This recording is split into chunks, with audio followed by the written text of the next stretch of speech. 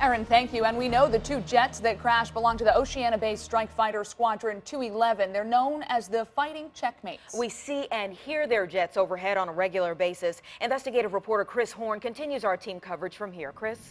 Anita and Deanna, VFA 211 was the first operational Super Hornet squadron on the East Coast. Its flight crews are responsible for an impressive and expensive piece of fighting machinery.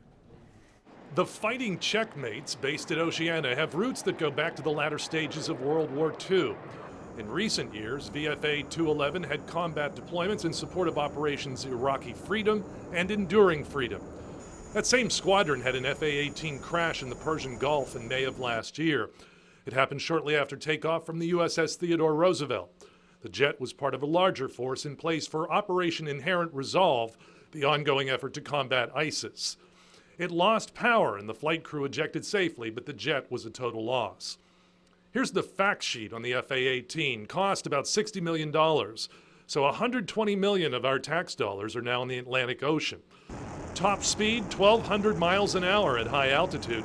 Top altitude about 50,000 feet, which it can reach in 1 minute. When fully armed, the FA-18 would carry a 6-barreled cannon mounted to the nose, several different kinds of missiles, a laser-guided bomb, and various general-purpose bombs and rockets. And we're still working to find out what exactly happened to the two jets. Did they, in fact, collide? Meanwhile, a Navy spokesman says the jets may or may not be recovered. Investigators will determine whether they will be needed in order to complete their investigation. And they will also see if recovering them is even feasible or physically possible. We'll keep you posted on that. In the Live Center, Chris Horne, 10 on your side.